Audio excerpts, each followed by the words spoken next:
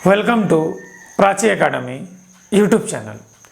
पिछले झारखंड जीएस के क्लास में हम लोग झारखंड के जनजाति का स्टडी कर रहे थे, जिसमें हम लोग 8 आदिम जनजाति पूरा कर चुके थे और हम लोग अनुसूचित जनजाति, जिसको हम लोग शेड्यूल ट्राइब कहते हैं, एसटी कहते हैं, उसको देख रहे थे। उसमें से हम लोग पढ़े थे संथाल जनजाति, जो झारखंड में आबादी के अनुसार पहली सबसे बड़ी जनजाति है, मतलब आबादी सबसे ज़्यादा इसका है। और भारत में संथाल का स्थान क्या है? जनसंख्या पर तीसरा है।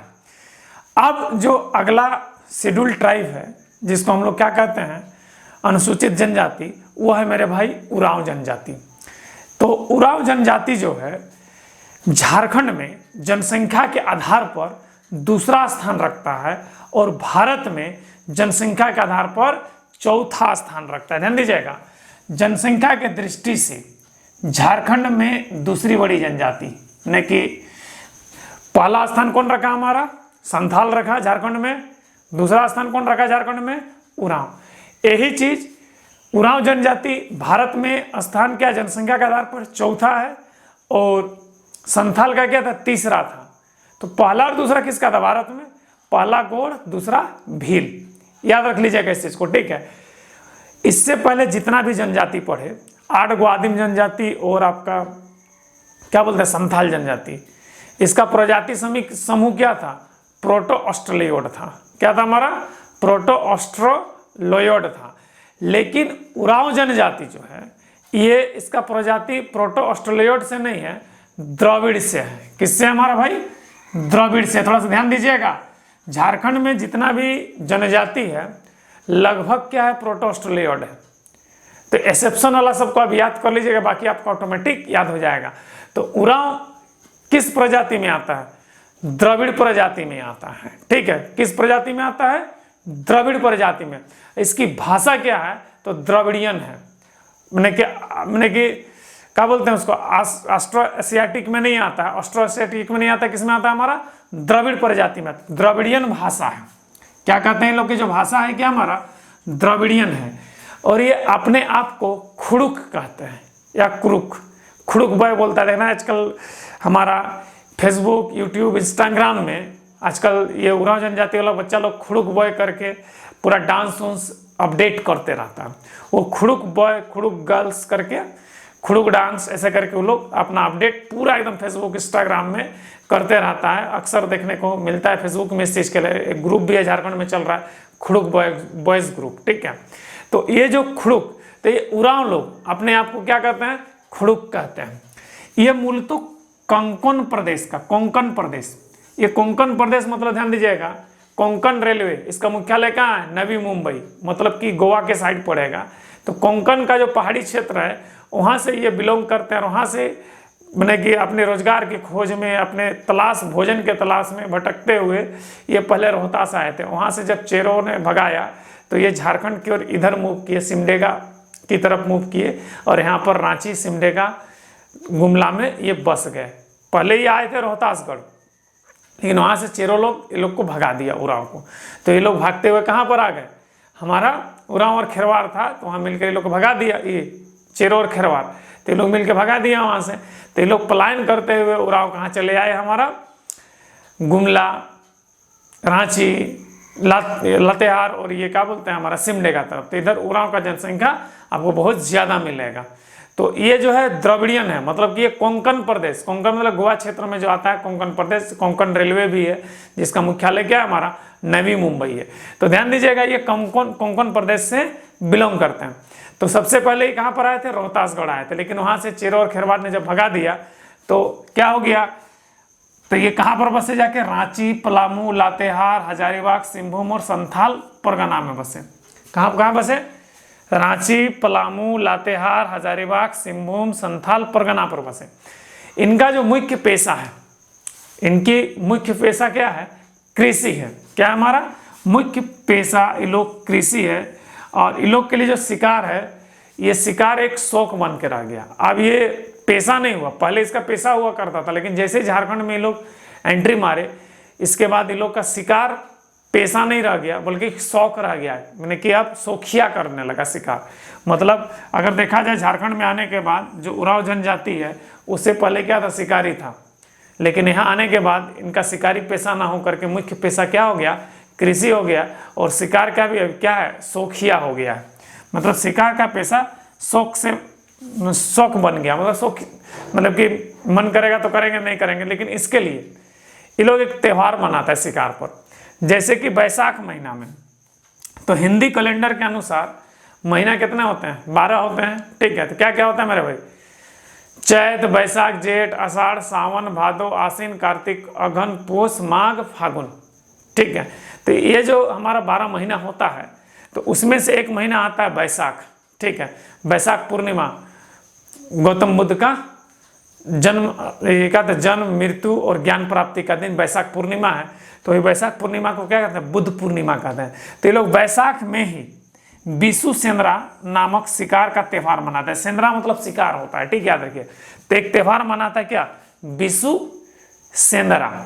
उसके बाद फागुन, होली का समय जो है, ठीक है, तो उसमें फागु सेंद्रा मनाता है, ठीक है। क्या मनाता है, फागु सेंद्रा। अब वर्षा ऋतु के आरंभ होने से पहले, वर्षा ऋतु के आरंभ होने से पहले जेठ सेंद्रा यानी जेठ शिकार का आयोजन करता है। लोग क्या करता है, जेठ शिकार या जेठ सेंद्रा का आयोजन करता है। तो ये 3 प्रकार का शिकार व्यवस्था है हमारा उरांव जनजाति में। पहला क्या है, बिशु सेंद्रा, दूसरा फागु सेंद्रा और तीसरा जेठ सेंद्रा। बिशु सेंद्रा जो है बैसाख में होता है, गौतम बुद्ध का जन्म का ज्ञान प्राप्ति, जन्म और उनकी निर्वाण हमारा बैसाख पूर्णिमा में हुआ था। तो उसी बैसाख के महीना में ये लोग बिशु सेंद्रा मनाता है। फागुन, होली का समय जो होता है, फगुआ कटा गया बोलते हैं, ठीक है। तो फगुआ कटाने के दिन जो होता है, कटाने के दिन यानी कि जिस दिन होलिका जलने वाला रहता है, उसी दिन ये लोग फागु सेंद्रा का आयोजन करता है।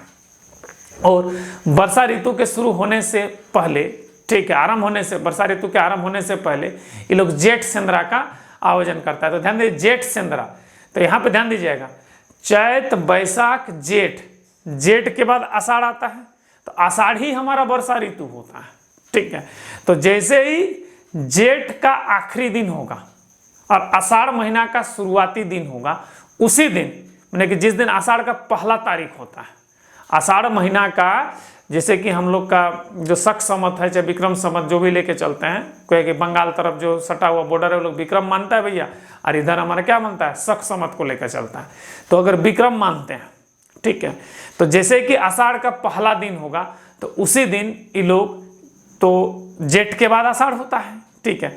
तो इसी को जो आषाढ़ की शुरुआत होने से पहले, जो आषाढ़ में जेठ का अंतिम दिन जो होगा और आषाढ़ का पहला दिन आएगा, ठीक है। तो जेठ का जो अंतिम दिन होता है, उसी दिन ये लोग जेठ सेंद्रा या जेठ शिकार, जेठ महीना ठोए, ध्यान दीजिएगा, जेठ महीना है, तो जेठ शिकार या जेठ सेंद्रा का आयोजन करता है। इसके अलावे भी, ठीक है, सुविधा अनुसार एक शिकार होता है जो हमारा दोहरा शिकार है। दोहरा शिकार है जो इन लोग का अनौपचारिक है, अनौपचारिक है, औपचारिक नहीं है। मतलब ये जरूरी है, ये दोहरा शिकार जरूरी नहीं है, ये भी क्या है, 10-12 को आदमी, जब 15 को गांव का लड़का लोग मिल करके क्या करता है, इसका आयोजन करता है। जो ये औपचारिक नहीं है दोहरा शिकार, अनौपचारिक होता है, ठीक है। अब ध्यान दीजिएगा, उरांव जनजाति में पांचा पद्धति था। ये पांचा पद्धति क्या होता है, पांचा पद्धति का प्रचलन था, ठीक है। कौन सा पद्धति का, पांचा पद्धति का प्रचलन था। तो पांचा पद्धति में होता क्या था मेरे भाई, पांचा पद्धति में ध्यान दीजिएगा, जुआ गृह का हेड कौन होता था, धांगर या महतो धांगर। तो जुआ गृह का जो हेड होता था, धांगर या महतो धांगर या बड़की धांगरीन, लड़की के लिए क्या था, बड़की धांगरीन था।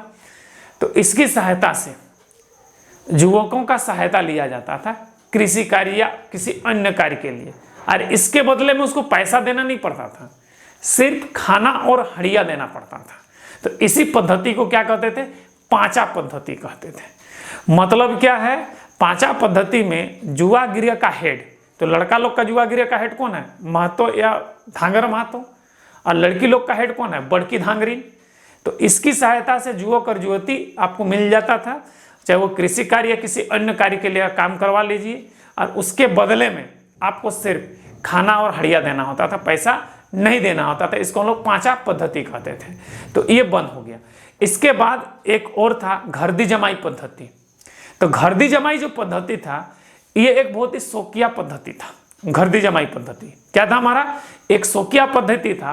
तो इस घरदी जमाई पद्धति में आदमी जो है भोजन के व्यवस्था पर ही धांगर की तरह पूरा दिन मजदूरी करता था, हमने पूरा साल मजदूरी करता था। इसी को क्या कहते हैं, घरदी जमाई पद्धति कहते थे। तो ध्यान दीजिए यहाँ पर लिखे हैं, पहले क्या था, पांचा पद्धति था। इसमें जुआगिरी के धांगर या महतों की सहायता से युवक की सहायता ली जाती थी। सहायता के बदले खाना हड़िया दी जाती थी। आपको बता दिए इस चीज के बारे में।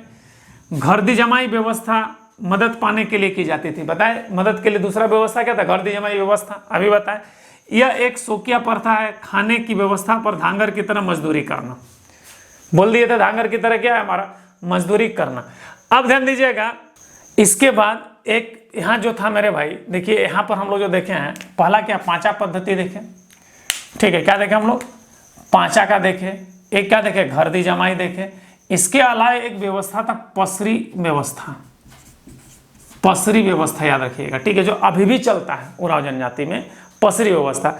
इसमें क्या होता है, कृषि कार्य में एक दूसरे का मदद करना।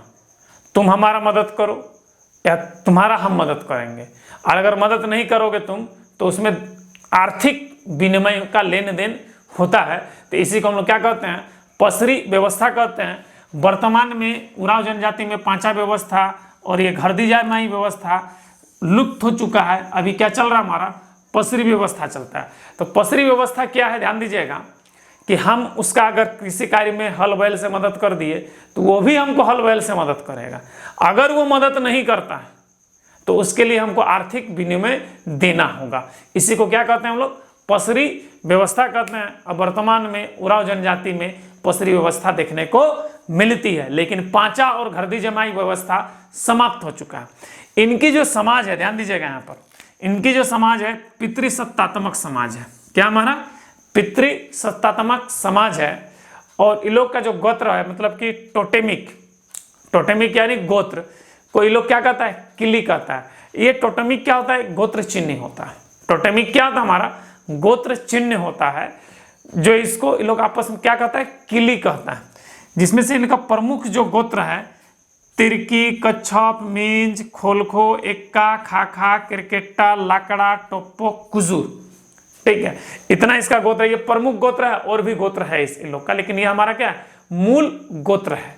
अब ध्यान दीजिएगा, यहाँ पर समग्राम विवाह सिद्धांत नहीं मानते थे। मतलब उरांव जनजाति समग्राम विवाह सिद्धांत नहीं मानते। इसका मतलब एक गांव का, यदि एक ही गांव का लड़का और लड़की है, चाहे गोत्र अलग भी क्यों ना हो जाए, शादी नहीं होगा।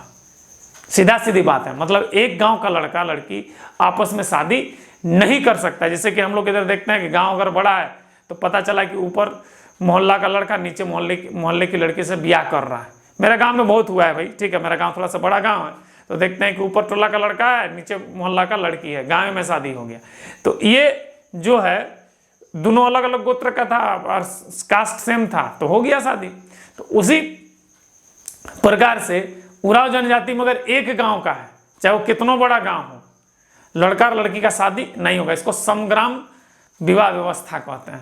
तो ये लोग समग्राम विवाह व्यवस्था को नहीं मानते। मतलब एक ही गांव का लड़का लड़की का शादी होना, इसको समग्राम विवाह व्यवस्था कहते हैं। तो इस व्यवस्था को उरांव जनजाति नहीं मानता है। मतलब एक गांव में शादी नहीं होगा, सीधा सीधे, मैंने कि एक गांव का लड़का लड़की आपस में शादी नहीं कर सकता। मैंने लड़का को शादी करना है तो दूसरे गांव, चाहे लड़की को भी शादी करना है तो दूसरे गांव, एक गांव में अलग में नहीं हो सकता है, ठीक है। मतलब इसको संग्राम विवाह सिद्धांत नहीं मानते हैं। अब देखिए ये लोग जो होता है अपना मैंने कि रिश्तेदारी दोस्ती यारी को मजबूत करने के लिए ये लोग सहिया प्रथा का प्रचलन करते हैं। कौन सा प्रथा, सहिया प्रथा। तो सहिया का चुनाव करता है, ये आपस में एक दूसरे को क्या कहते हैं, सहियारो कहते हैं। क्या कहते हैं, सहियारो कहते हैं। और ये जो सहिया का जो चुनाव होता है प्रत्येक 3 वर्ष में धान कटनी के बाद सहिया का चुनाव होता है। और लड़की अपने जो सहिया होता है उसको क्या कहता है मेरे भाई, गोई या करमडार कहता है। क्या कहता है, कुंवारी लड़की जो अपना सहिया का चुनाव करती है उस सहिया को गोई या करमडार कहता है। और लड़का जो अपने सहिया का चुनाव करता है उसको आप आपस में एक दूसरे से लार या संगी कहता है। क्या कहता है? लार या संगी। लड़का जो अपना सहिया को किस नाम से पुकारता है? लार या संगी। और लड़की क्या है? गोई या करमडार। तो ये लड़की लोग में गोई का ज़्यादा प्रचलन है, करमडार का कम है, और लड़का में लार का प्रचलन कम है, संगी का प्रचलन ज़्यादा है। ये सुनने को भी मिलता है, अरे वो उमर संगी एक को, मतलब हमारा सहिया है, ठीक है। लड़की बोलेगी उमर गोई है कहू, गोई मतलब क्या है? उसका सहिया है, फूल पटाना जिसको कहते हैं। तो इसको हम लोग आपस में अगर भाषा में, नॉर्मल भाषा में कहें तो इसको फूल पटाना कहते हैं, ठीक है। तो ये जो होता है धनकटनी के बाद प्रत्येक 3 साल में एक बार होता है, ठीक है। अब ध्यान दीजिएगा, अगर लड़का का लार या संगी है और दोनों का आप शादी हो जाता है, ठीक है, तो ये दोनों लड़का का जो पत्नी है एक दूसरे को आपस में क्या कहते होंगे? तो लारिन या संगिनी कहते हैं। क्या कहते हैं? लारिन या संगिनी। तो ध्यान दीजिएगा, संगिनी या लारिन, मैंने कि दो लड़का है जो आपस में सहिया है, जिसको एक दूसरे को लार या संगी कहते हैं, ये दोनों लड़का का शादी हो जाता है तो उनकी पत्नियां एक दूसरे को संगिनी या लारिन कहेंगे। इस चीज को याद रखिएगा, बड़ा ही हिट क्वेश्चन है यहाँ पर, ठीक है। अब ध्यान दीजिएगा, जो उरांव जनजाति होता है इसमें एक युवागिरी होता है जिसको धुमकुड़िया कहते हैं। तो युवागिरी के बारे में तो आपको बहुत पहले से बता चुके हैं कि ये जो आदिम जनजाति का जो भी युवागिरी है, यहाँ पर अनौपचारिक रूप से शिक्षा दी जाती है, और इसमें जो प्रवेश होता है वही कुंवारी के समय, वही 10-11 वर्ष की उम्र में होता है, और जैसे ही कि शादी हो जाता है तो युवागिरी से इसका बाहर हो जाता है। यहाँ पर आर्थिक, सामाजिक, धार्मिक और अपने धर्म के प्रति आस्था प्लस अपने क्या बोलते हैं उसको ट्रेडिशन को बचाए रखने के लिए इसका एक अनौपचारिक शिक्षा दिया जाता है। औपचारिक शिक्षा नहीं, अनौपचारिक शिक्षा दिया जाता है, और लगभग सभी जनजाति में हमारा युवागिरी देखने को मिलता है। तो उरांव जनजाति में जो युवागिरी होता है, ठीक है, उसको कहते हैं धूमकुड़िया। क्या कहते हैं मेरे भाई? धूमकुड़िया कहते हैं। उरांव जनजाति का युवागिरी को क्या कहते हैं? धूमकुड़िया कहते हैं। तो धूमकुड़िया 2 प्रकार का होता है, एक लड़का लोग के लिए धूमकुड़िया होता है और एक लड़की लोग के लिए धूमकुड़िया होता है। तो लड़का लोग के लिए जो धूमकुड़िया होता है उसको जोंक एरेपा कहते हैं। क्या कहते हैं? जोंक एरेपा। और लड़की वाला लोग के लिए जो धूमकुड़िया होता है, जुआगिरी होता है, उसको क्या कहते हैं? पेल एरेपा, ठीक है। तो ध्यान दीजिएगा, लड़का लोग का जो धूमकुड़िया है उसका नाम है जोंक एरेपा। जोंक एरेपा का दूसरा नाम है धांगर कुड़िया। जोंक एरेपा का दूसरा नाम क्या है? धांगर कुड़िया है। और लड़की लोग का जो धूमकुड़िया है उसका नाम है पेल एरेपा, और पेल एरेपा का दूसरा नाम है धांगरीन कुड़िया, ठीक है। क्या नाम है? धांगरीन कुड़िया है। तो यहां तक क्लियर हो गया। अब ध्यान दीजिएगा, जोंक एरेपा का जो हेड होता है, जो उसको नियंत्रण करता है युवक को, जो हमारा अविवाहित युवक जो 10-11 साल के उम्र में प्रवेश करते हैं, जो प्रत्येक 3 साल में एक बार होता है। जो हमारा युवागिरी में प्रवेश क्या होता है, धूमकुड़िया में प्रवेश क्या होता है, 3 साल में एक बार होता है। इसमें 10 से 13 साल का बच्चा जो है प्रवेश करता है। तो इसमें जो जोंक एरपा मतलब कि लड़का लोग का धूमकुड़िया या धांगर कुड़िया का जो हेड होता है, जो वहाँ पर कंट्रोल करेगा, बच्चा लोग को देख रेख करेगा, उसका नाम है धांगर या महतो धांगर। धांगर महतो, महतो या धांगर महतो, ठीक है, याद रखिएगा इस चीज को। महतो या धांगर महतो किसका नाम है? हमारा जोंक एरेपा का मुखिया का नाम है, ठीक है। जो हमारा उरांव जनजाति के जो युवा हैं उसको देख रेख करेगा। लड़का लोग जो 10 से 13 साल की उम्र में हमारा युवागिरी में प्रवेश करते हैं, कहाँ पर? धांगर कुड़िया यानी जोंक एरेपा में। अब लड़की लोग के लिए क्या है? हमारा पेल एरेपा है, और इसका दूसरा नाम क्या है? धांगरीन कुड़िया है। तो इसका जो देख रेख होता है एक प्रौढ़ महिला, मतलब वृद्ध महिला, जिसको चाहे बहुत ही वो क्या बोलते हैं, मैंने सुनियोजित, मैंने कि सब चीज के बारे में जानकारी है उसको, ठीक है, प्रौढ़ महिला या एक विधवा महिला के देख रेख में रहता है, ठीक है। विधवा महिला या प्रौढ़ महिला के देख रेख में कौन रहता है? हमारा पेल एरेपा या धांगर कुड़िया रहता है। अब ध्यान दीजिएगा, ये जो हमारा युवागिरी है, तो यहाँ पर ध्यान दे लिख दिए हैं, देखिए, लड़का लोग का जोंक एरेपा, इसको धांगर कुड़िया भी कहते हैं, नियंत्रण महतो या धांगर महतो होता है। लड़की लोग का पेल एरेपा इसका दूसरा नाम क्या है, धांगरिन कुड़िया। इसका नियंत्रण कौन करता है, बड़की धांगरिन करता है। क्या करता है, बड़की धांगरिन करता है। अब ध्यान दीजिएगा, इसके बाद मैंने बोला कि जो हमारा धुमकुड़िया में है 3 वर्ष में एक बार ही प्रवेश मिलता है। देखिए 3 वर्ष में एक बार प्रवेश मिलता है। अब ध्यान दीजिएगा, ये जो धुमकुड़िया में अनुशासन बहुत ही कठोर अनुशासन है, और अनुशासन ना टूटे, अनुशासनहीनता ना हो धुमकुड़िया में, ठीक है। इसके लिए हर 3 वर्ष में महतो धांगर को बदल दिया जाता है। और इसके लिए जो होता है ना, एक विशेष सभा होता है जिसमें हरिया पीना रहता है, और हमारा क्या बोलते हैं, महतो धांगर को, नहीं धांगर महतो या महतो धांगर को बदल दिया जाता है। हर 3 साल में इसको बदलना ही बदलना है धुमकुड़िया में, ताकि वो हमारा क्या बोलते हैं, वंशानुगत पद न हो जाए और उसका जो अनुशासन है वो समाप्त न हो जाए। इसलिए धुमकुड़िया का हेड जो होता है महतो धांगर, उसको हर 3 वर्ष में एक बार बदल दिया जाता है।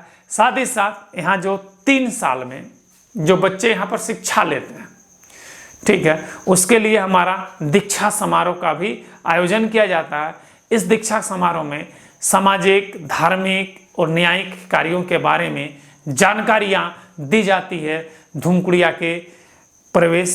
में प्रवेश युवक युवतियों को, ठीक है। उसमें क्या होता है, हमारा दीक्षा समारोह होता है।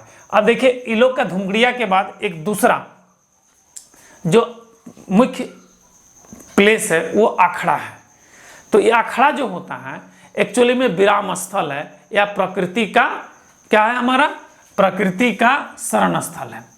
तो अखाड़ा में क्या होता है कि दिन भर युवक युवतियाँ जब काम करके थक जाती हैं तो अखाड़ा में आकर आराम करते हैं। जैसे गांव के बीच में चबूतरा बना हुआ, उसको हम लोग क्या कहते हैं, अखाड़ा कहते हैं। दिन भर काम किया, दोपहर के समय खाना वाना खा लिया, और वहाँ आकर के बैठ करके 10 गो युवक आराम से एक दूसरे से आराम से बतिया रहा है।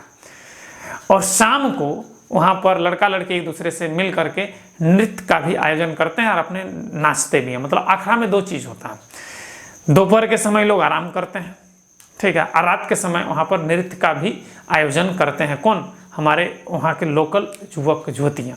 तो अखाड़ा एक प्रकार से अगर देखा जाए तो हमारा क्या है, विराम स्थल या प्रकृति का शरण स्थल कह सकते हैं इस चीज़ को, ठीक है। तो ये अखाड़ा के बारे में हो गया। इनका जो प्रमुख देवता है, उरांव का जो प्रमुख देवता है वो हमारा भाई धर्मेश है। धर्मेश जो है सिंहबोंगा या सूर्य का प्रतीक माना जाता है। धर्मेश को क्या माना गया है, सिंहबोंगा या सूर्य का प्रतीक। मतलब उरांव जनजाति का सबसे मुख्य देवता कौन है, हमारा धर्मेश है। तो अभी तक जितना भी जनजाति देखे सबका मुख्य देवता का है सिंहबोंगा ही है, और नाम खाली अलग अलग बताया गया है। एक बार ठाकुर जी बताया गया है और एक बार अभी धर्मेश बताया जा रहा है। बाकी सब ठाकुर जी, धर्मेश सब क्या है, हमारा सिंहबोंगा ही है। मतलब अभी तक जितना भी जनजाति हम लोग देखे हैं सबका प्रमुख देवता क्या है, एक तरह से सिंहबोंगा है। खाली नाम को देखिएगा, यहाँ पर क्या है, धर्मेश कौर है, ठीक है, धर्मेश कौर है। तो धर्मेश सिंहबोंगा या सूर्य का प्रतीक है, ठीक है। तो ये हमारा क्या हो गया, प्रमुख देवता धर्मेश हो गया। अन्य देवी देवता इनका क्या, मारांग गुरु।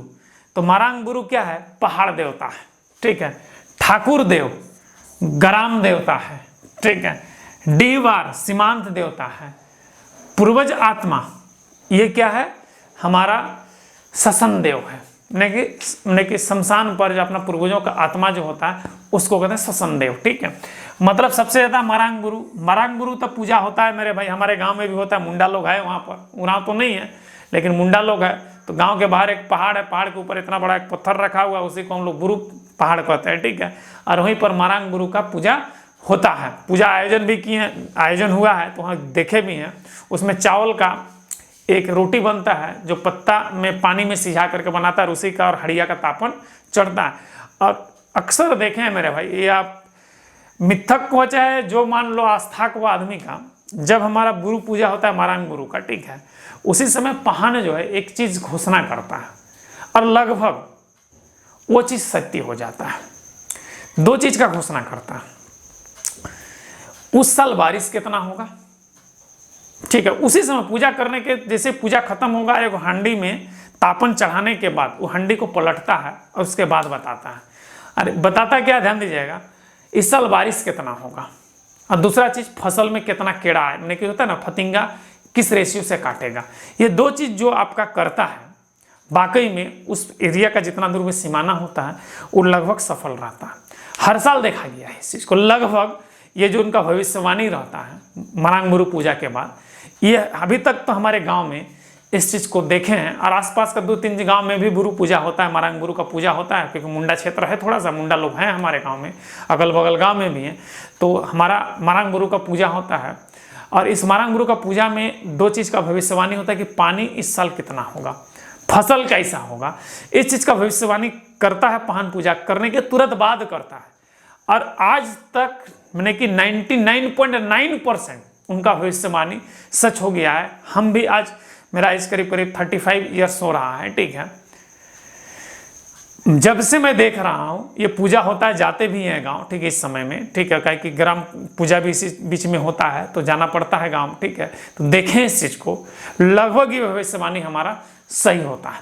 जैसे कि इस बार की बात आपको बता दे रहे हैं, जब मरांग बुरु पूजा हुआ तो हमारा पाहन जब पूजा किया था तो उसी समय भविष्यवाणी किया था कि इस बार हम लोग के इस प्रदेश में पानी बहुत कम होगा, फसल इस बार अच्छा धान का नहीं होगा। वाकई में मेरे भाई अभी करंट सीजन में देख लीजिए, अभी देख रहे हैं हम लोग अकाल की व्यवस्था झारखंड में आ गई है। ये भविष्यवाणी हम लोग का फरवरी मार्च में ही वो मरांग बुरु पूजा करते समय, पूजा करने के बाद पाहन ने इसका भविष्यवाणी कर दिया था। तो मतलब कि इसको आप तुम कोइंसिडेंट कह सकते हो या आस्था कह सकते हो, यार ये अब हम कुछ नहीं कर सकते हैं इसमें, लेकिन ये चीज़ हम देखे हैं, देख रहे हैं, और आज तक ये चीज़ घटित होते आ रहा है। और 99.9% ये 2 चीज़ भविष्यवाणी जो होता है, और ये 2 भविष्यवाणी ही करता है वो मरांग बुरु पूजा करने के बाद, ठीक है, ये अक्सर सही होता है, ठीक है। तो कहने वाला ध्यान दीजिएगा यहाँ पे, तो मरांग बुरु क्या हो गया, पहाड़ देवता हो गया। उसके बाद ठाकुर देव, हम बोले थे ग्राम पूजा, तो ये ग्राम देवता होता है। उसके बाद डीवार, ये सीमांत देवता जो सीमाना का देवता होता है। अब पूर्वज आत्मा का पूजा जो हमारा ससन में होता है, जो हमारा मसना कहते हैं, जिसको ससन या मसना, जहाँ पर अपने पूर्वज को दफनाया जाता है, जिसको हम लोग क्या कहते हैं, एक तरह से कह सकते हो खेदन गाड़ा भी कहता है इसको, ठीक है, जहाँ पर खेदन गाड़ा 5 परगना खोड़ों में कहता है, ठीक है, होड़ों में भी कहता है, मुंडारी में खेदन गाड़ा कहता है, ठीक है। तो कहने में ये एक्चुअली में शमशान को कहता है, ससन, खेदन गाड़ा, ठीक है, या शमशान, ठीक है, ये जो पूर्वज के आत्मा का निवास स्थान कहा जाता है, ठीक है। अब ध्यान दीजिएगा यहाँ पर, तो आत्मा का निवास स्थान क्या है, शमशान है। अब ध्यान दीजिएगा, धर्म प्रधान कौन होता है, इनका पाहन होता है। पूरा धार्मिक कार्य का जो निष्पादन करेगा कौन करेगा, पाहन करेगा। इन लोग का पूजा स्थल क्या है, सारना है, सारना माई बोलता है। सारना जो है, मतलब कि सारना को माता का दर्जा दिया गया है। देखिएगा जब सरुल पूजा होता है तो सारना माई को एक सफ़ेद साड़ी में फूल का झंडा लिए हुए दिखाया जाता है, तो लोग सारना को माई का दर्जा दिया है। सब समाज पितृसत्तात्मक है, लेकिन सारना को माई का दर्जा दिया गया, मतलब सारना माई कहता है। सारना बाप नहीं कहता, याद रख लीजिएगा इस चीज़ को, ठीक है, सारना माई कहता है। लेकिन इन लोग की समाज जो है पितृसत्तात्मक है, और इन लोग का जो प्रमुख पूजा स्थल क्या है, सारना है। और इसका जो धार्मिक कार्य का निष्पादन का जो प्रधान होता है वो क्या होता है, पाहन होता है। अब ध्यान दीजिएगा, आत्मा का निवास स्थान क्या है, शमशान है। और सबसे मज़ेदार बात है, प्रत्येक साल के जनवरी महीना में ये लोग एक त्यौहार का आयोजन करता है जिसको कहते हैं हड़बोरा। तो ये हड़बोरा संस्कार जो होता है ये बहुत ही जबरदस्त संस्कार है। तो हड़बोरा संस्कार को आत्मा का मिलन संस्कार कहते हैं। क्या कहते हैं, आत्मा का मिलन संस्कार कहते हैं। इसमें क्या होता है ना कि जो शमशान या मसना में या खेतन गाढ़ा में, ठीक है, जिसको शमशान कहते हैं, एक साल में जितना भी अपने रिलेटिव डेथ किए हैं, ठीक है, तो उसका हड्डी को, जिसको हटखुद्दी कहते हैं, ठीक है, उसको निकाल करके नदी में निक्षेपित किया जाता है। क्या किया जाता है, नदी में निक्षेपित किया जाता है, जिससे कहते हैं कि इन लोग का जो आत्मा है पूर्वज के आत्मा से जाके मिल जाता है। और इसको हम लोग क्या कहते हैं मेरे भाई, ध्यान दीजिएगा, कोहा बेंजा, आत्मा मिलन समारोह, जिसको हम लोग क्या कहते हैं, कोहा बेंजा के नाम से जानता है। मतलब कि जो हड़बोरा संस्कार है, इसमें जनवरी के महीना में ही अक्सर देखने को मिलता है। इसमें एक साल में जितने भी जो आपके इसके रिलेटिव्स अगर डेथ किए हैं जो शमशान में लोग दफना, तो यहाँ जलाने की प्रथा नहीं है, क्या है, दफनाने की प्रथा है लोग में, ठीक है। तो हड्डी को खोद कर, हडखुद्दी कहते हैं इसको, ठीक है, हडखुद्दी, तो उसको निकाल करके नदी में निक्षेपित कर देता है। और इनका मानना है कि हड्डी को अगर नदी में निक्षेपित अगर जनवरी के महीना में कर देंगे तो हमारा पूर्वज के आत्मा से जा करके जो मरा हुआ आदमी है मिल जाएगा। और इस प्रक्रिया को, जो आत्मा मिलन प्रक्रिया को ये लोग जो क्या कहता है, लोग कोहाबेंजा के नाम से जानता है। इनका जो प्रमुख त्यौहार है वो हमारा सरूल है, कर्मा है, जितवा है, नवाखानी है। तो सबसे प्रमुख त्यौहार अगर माना जाए तो उरांव का क्या है, हमारा सरूल ही है मेरे भाई। इनका जो न्यायिक प्रधान होता है, ये न्यायिक प्रधान जो होता है महतो या धांगर महतो होता है। ये उरांव जनजाति का सारा न्यायिक कार्य का निष्पादन करता है, ठीक है। और महतो का जो सहायता करने के लिए, मैंने धांगर महतो का सहायता करने के लिए कौन होता है, कोतवार होता है। कौन होता है मेरे भाई, कोतवार, याद रखिएगा। न्यायिक कार्य का सहायता करने के लिए धांगर महतो या महतो का जो सहायता करने के लिए जो एक पोस्ट होता है उसको हम लोग क्या कहते हैं, कोतवार कहते हैं। अब ध्यान दीजिएगा, उरांव जनजाति में जितना भी धार्मिक कार्य का निष्पादन करने के लिए उसका जो मेन प्रधान होता है वो कौन होता है, हमारा पहान होता है। उसके बाद एक चीज और यहाँ पर ध्यान रखिएगा, उरांव जनजाति में 20-22 गांव मिल करके एक पढ़ा पंचायत बनाया जाता है। क्या बनाया जाता है, पढ़ा पंचायत बनाया जाता है। और इसका मुखिया जो होता है उसको पढ़ा राजा कहा जाता है। और ये अंतर ग्रामीण न्यायिक मामलों को सुलझाता है, कौन, पढ़ा राजा। तो ये था मेरे भाई उरांव जनजाति का विस्तृत जानकारी। तो इसमें सबसे बड़ा याद रखने का आपका सबसे बड़ा बात बता रहे हैं कि हम लोग ये 10वां जनजाति पढ़ रहे हैं, ठीक है। कौन सा कितना नंबर का जनजाति पढ़ रहे हैं, 10वां, क्योंकि 9 जनजाति देख चुके हैं। तो ये 10वां जो जनजाति है, ये 10वां जो उरांव जनजाति है, जो झारखंड की दूसरी जनसंख्या की दूसरी बड़ी जनजाति है और भारत की चौथी बड़ी जनजाति है। ये द्रविड़ियन समूह में, राहुल द्रविड़ का परिवार का, राहुल द्रविड़ जो है ना मेरा भाई, उधर द्रविड़ लिखता है। तो वो द्रविड़ क्या है, एक्चुअली में लोग प्रजाति है।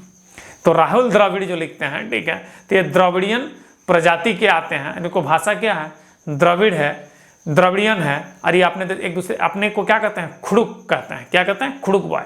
ग्रुप भी चलता है इंस्टाग्राम में, बताया था खुड़ुक बॉय। मतलब इस चीज़ को याद रखें। इससे पहले 9 गो जो जनजाति देखे हैं, जिसमें से 8 आदिम जनजाति है और 1 हम लोग अनुसूचित जनजाति देखे हैं, जिसको हम लोग ST कहते हैं, ठीक है।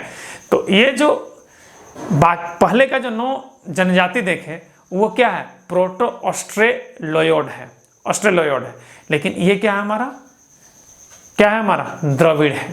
तो इस चीज को ध्यान रखिएगा, उरांव द्रविड़। झारखंड में लगभग जनजाति जितना है ना, सब हमारा क्या है, प्रोटो ऑस्ट्रेलोइड है। लगभग गिना चुना ही आपका द्रविड़ियन परिवार में। तो द्रविड़ियन को याद रखिएगा, तो बाकी सब याद हो जाएगा 32 गांव में।